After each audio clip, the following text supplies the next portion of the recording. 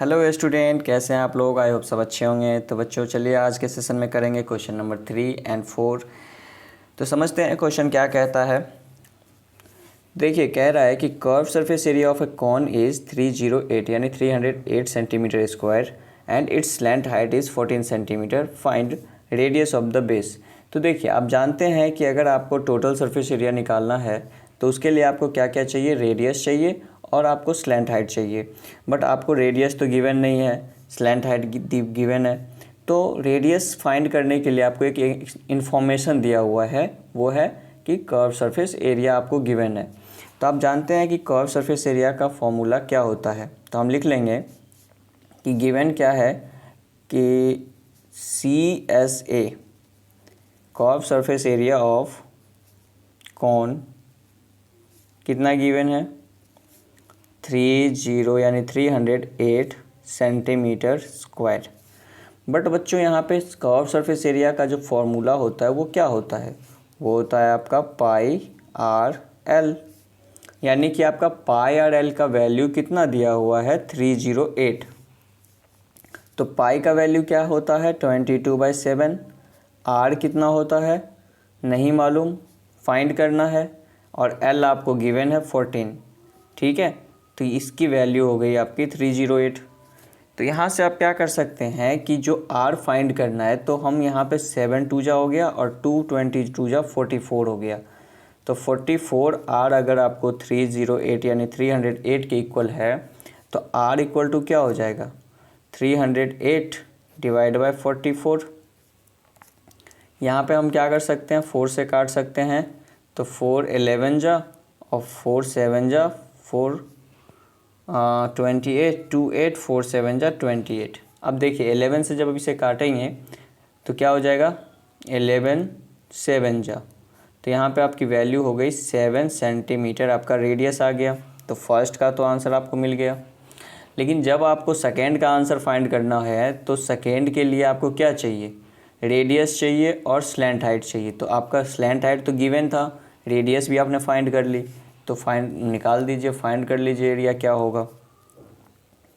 तो total surface area of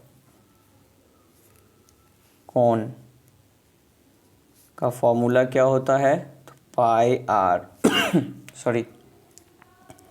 πr bracket l+r यही होता है। तो इसमें आपको 22/7 इंटू r की वैल्यू आपने अभी फाइंड करी 7 और ब्रैकेट में आपका l हो गया 14 और r हो गया 7। तो फाइनली यहाँ पे क्या हो जाएगा, इस 7 से 7 कैंसिल हो जाएगा तो 22 इंटू 21 हो गया। तो 21 2 जा क्या होता है 42 हो गया, 4 कैरी 42 + 4 46। तो इस तरीके से हमारा ये आ गया क्या, टोटल सरफेस एरिया और ये आपका रेडियस। आई होप आपको क्लियर हुआ हो। चलिए नेक्स्ट क्वेश्चंस देखते हैं क्या है, क्या कहता है क्वेश्चन नंबर 4। तो बच्चों क्वेश्चन नंबर 4 कह रहा है कि a conical tent is 10 metre high and the radius of its base is 24 metre. Find the slant height of the tent. ठीक है, तो सबसे पहले जो है आपको टेंट का जो है हाइट दिया हुआ है। यानी कि यहाँ पे आप देखना चाहें तो ये समझ लीजिए कि ये आपका हाइट दे रखा है, यानी कि ये है 10। रेडियस जो है वो है 24। तो आप स्लैंट हाइट निकाल सकते हैं, मैंने आपको बताया था क्या फार्मूला यूज होता है। तो पहले लिख लेंगे कि गिवन क्या है, रेडियस ऑफ बेस आपका गिवन हो 24 मीटर है और आपका जो हाइट है वो आपको दिया हुआ है 10 मीटर।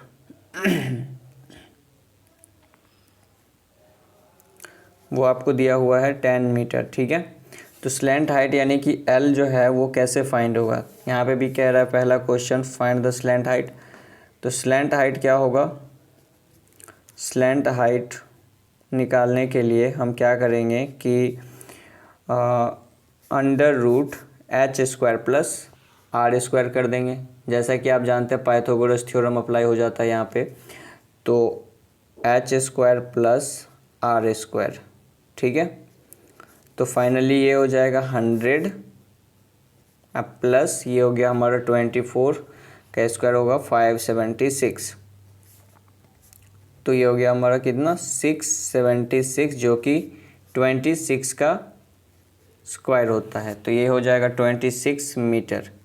तो पहला का आंसर आपको फाइंड हो गया। दूसरा में कह रहा है कि cost of the canvas required to make the tent, कितना आपको टेंट में कॉस्ट लगेगा बनाने में, if the cost of 1 metre square canvas is 70। यानी आपको निकालना है कॉस्ट कि इसको टेंट को बनाने में कितना कॉस्ट यूज हुआ। तो बच्चों देखिए, टेंट जो बनता है वो सिर्फ़ और सिर्फ कर्व सरफेस एरिया होता है, बेस में टेंट कभी भी कवर्ड नहीं होते। तो आपको सिंपली कर्व सरफेस एरिया निकालना है। तो देखिए सेकेंड का हो जाएगा कि CSA ऑफ कोन, ठीक है। तो CSA ऑफ कोन जो हो जाएगा वो क्या होगा यहाँ पे πRL। तो आपने पाई कितना है 22/7 ले लीजिए। R कितना है, तो R आपका दिया हुआ है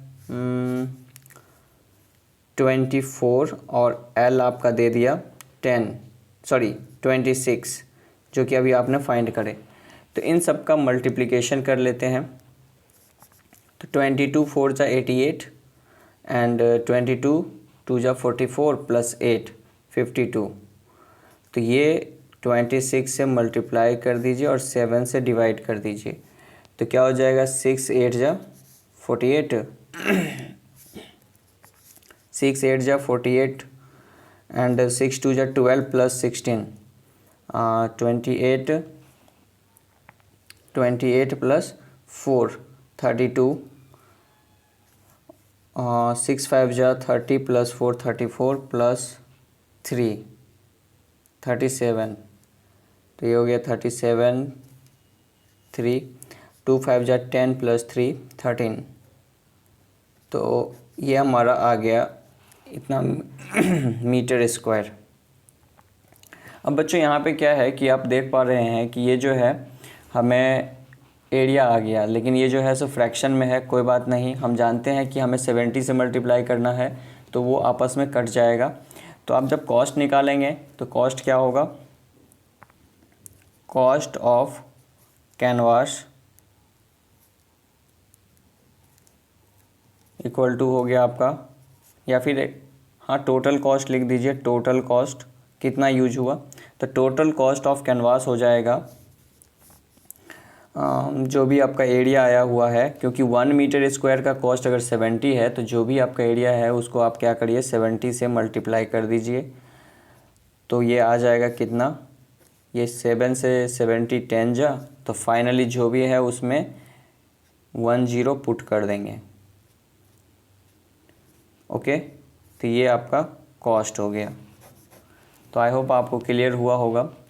अगर आपको क्लियर हुआ है तो वीडियो लाइक और शेयर ज़रूर करिए और साथ ही साथ चैनल सब्सक्राइब कीजिए ताकि और भी इसी तरीके से वीडियो आपको मिलता रहे। मिलते हैं नेक्स्ट सेशन में नए क्वेश्चन के साथ, तब तक के लिए bye bye, have a nice day, thank you.